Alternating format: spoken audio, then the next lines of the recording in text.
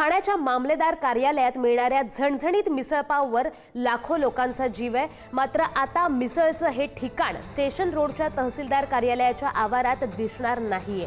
रस्ता रुंदीकरणाच्या कामासाठी मामलेदार मिसळचं बांधकाम पाडण्यात आलंय। हे ठिकाण पाडणार हे कळताच मंगळवारी रात्री तिथे मिसळपाव खाण्यासाठी मोठी रांग लागली होती। त्यानंतर मध्यरात्री आणि बुधवारी सामानाची हलवाहलव केल्यानंतर कॅन्टीन पाडण्यात आलं। तहसीलदार कचेरी कॅन्टीन असं नाव असलं तरी लोकांसाठी ते मामलेदार मिसळचं ठिकाण होतं। मामलेदार मिसळ मिळायची ठाण्यात तिथे सोय होती, पण तहसीलदार कचेरीतील ऐतिहासिक ठिकाण मात्र आता दिसणार नाहीये। झणझणीत आणि तर्रीदार मिसळ म्हणून सुप्रसिद्ध असलेली मामलेदारची वास्तू जी आहे ती आता इतिहास जमा झालेली आहे। ठाण्यातल्या मुख्य बाजारपेठेमध्ये असलेली ही वास्तू होती। गेल्या 70 वर्षाहून अधिक काळ ही ठाणेकरांच्या आणि खवय्यांच्या जिभेवरती अविराज्य करणारी ही मिसळ म्हणून ही प्रसिद्ध होती। राजकीय नेते असतील, अभिनेते असतील, या ठिकाणी येऊन मिसळपावचा आस्वाद घेत होते। त्यामध्ये राज्याचे उपमुख्यमंत्री एकनाथ शिंदे, मनसे अध्यक्ष राज ठाकरे तसेच अनेक सिने अभिनेते ह्या मिसळपावचे चाहते होते। या ठिकाणी सकाळचा नाश्ता असेल किंवा दुपारच्या जेवणासाठी अनेक खवय्ये जे आहेत ते या ठिकाणी लाईन लावताना आपल्याला पाहायला मिळत होते। आणि आता ही वास्तू जी आहे ती जमीनदोस्त झालेली आहे। आता 2-2.5 वर्षाने ही वास्तू जी आहे ती पुन्हा नव्याने उभी राहणार आहे। मात्र या वास्तूशी अनेक आठवणी ज्या आहेत ते ठाणेकरांच्या आणि खवय्यांच्या जोडलेल्या आहेत।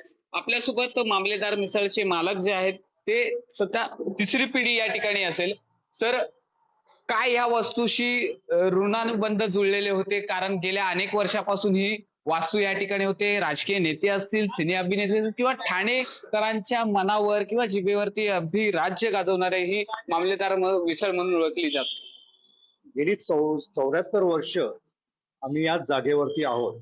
एक 10 बाय 10च्या ह्याच्यापासून आमच्या आजोबांनी चालू केलेली ही खाद्यगृह ते आज म्हणजे 600-700 स्क्वेअर फुटापर्यंत पोहोचलेली आहे।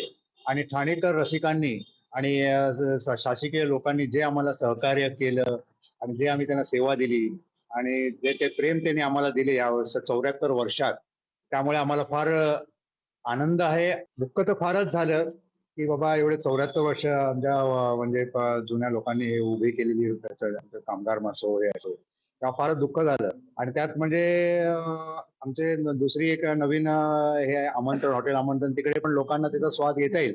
पण तरी पण लोक म्हणतात ह्या जुन्या जागात जी चव होती ती तिथे नाहीये, तरी पण आमचा देण्याचा प्रयत्न असेल त्यांना।